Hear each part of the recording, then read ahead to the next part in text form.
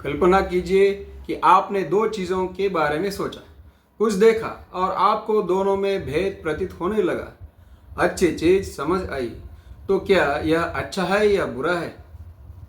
तो निश्चित ही यह अच्छा ही है, क्योंकि हम हमारा आत्मकल्याण चाहते हैं। आचार्य मानतुंग जी भक्तामर स्तोत्र के 21वें श्लोक में यही बात कहते हैं कि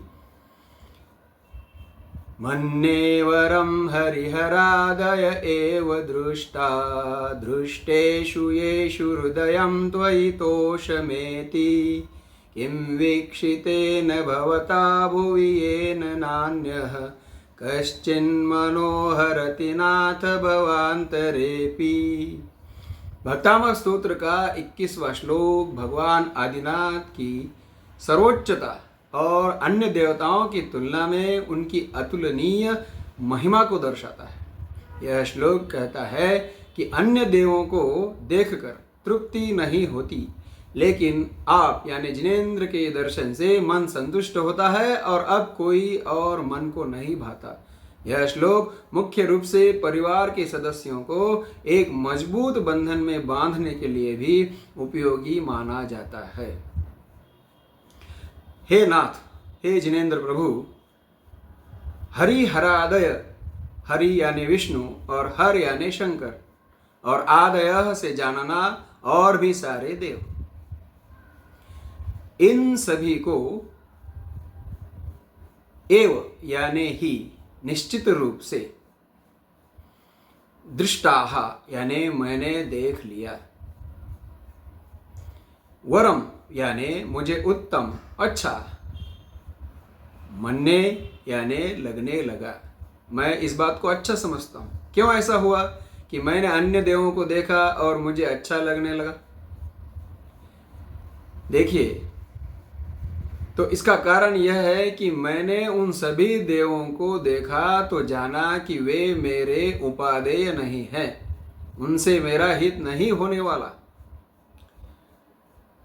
6 डाला में कहा है कि बिन जाने ते दोष गुणन को कैसे तजिए गहिए, यानी जाने बिना दोषों को कैसे छोड़ें और गुणों को कैसे स्वीकार करें।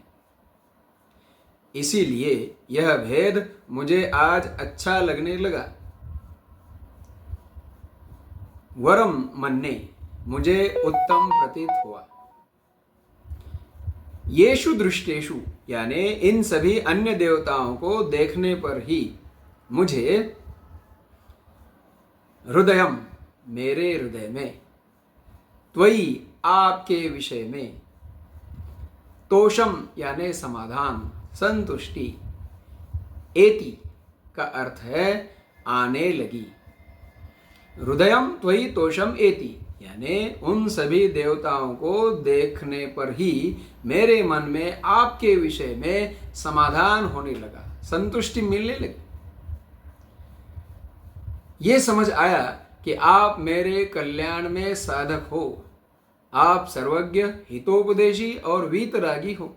इसीलिए अन्य देवताओं को देखने पर ही मुझे आपके प्रति उपर्युक्त गुणों के कारण अधिक भक्ति आती है। मुझे अन्य देवताओं से कोई परहेज नहीं है। शर्त यह है कि जिसने राग द्वेष कामादिक जीते सब जग जान लिया, सब जीवों को मोक्ष मार्ग का निस्पृह हो उपदेश दिया। वे कोई भी देव हो, पर वे वीतरागी, सर्वज्ञ और हितोपदेशी ही होने चाहिए। इसीलिए आचार्य मानतुंग जी कह रहे हैं कि उन सभी देवों को देखने पर ही आपके प्रति मेरी भक्ति बढ़ी। यही बात मैं वरम मन्ने यानी अच्छी समझता हूं। नाथ, हे जिनेंद्र प्रभु, भुवि यानी इस धरातल पर, ये न यानी जिसने, भवता वीक्षितेन का अर्थ है एक बार आपका स्वरूप समझने पर, आपको ठीक से समझने पर, अन्यः किम यानी उसे अन्य देवताओं से क्या प्रयोजन शेष रहता है? कुछ भी नहीं, क्योंकि 20वें श्लोक में स्पष्ट लिखा ही है कि जिसे रत्न मिल जाए तो वह कांच के टुकड़े से क्या प्रयोजन रखें, अर्थात कुछ भी नहीं। इसीलिए सच्चे देव का स्वरूप समझकर यदि उन्हीं पर दृढ़ श्रद्धा हो तो सम्यक दर्शन हो जाता है। वही सम्यक दर्शन मोक्ष मार्ग पर चलाता है। देखिए, यह श्लोक हमें यह सिखाता है कि हम गलत रास्ते पर न चले, क्योंकि गलत रास्ता समझना उस रास्ते पर चलते रहने से बेहतर है। हे नाथ, आपको देखकर आज मुझे सही रास्ता दिख गया। मेरी आप पर ऐसी दृढ़ श्रद्धा हुई कि हे नाथ, भवांतरे यानी अन्य भव धारण करूं तब भी अन्य जन्म में भी कश्चित यानी अन्य कोई मनः मेरा मन न हरति यानी कोई नहीं हर सकता। जिनेर्भक्ति जिनेर्भक्ति जिनेर्भक्ति दिने दिने सदा मेस्तु सदा मेस्तु सदा मेस्तु भवे भवे। यदि यह दिव्य व्याख्या आपको पसंद आई हो तो लाइक करें। यदि अब तक सब्सक्राइब नहीं किया हो तो जरूर करें, और वीडियो अच्छा लगे यदि धर्म प्रभावना चाहते हो तो शेयर अवश्य करें। जय जिनेंद्र।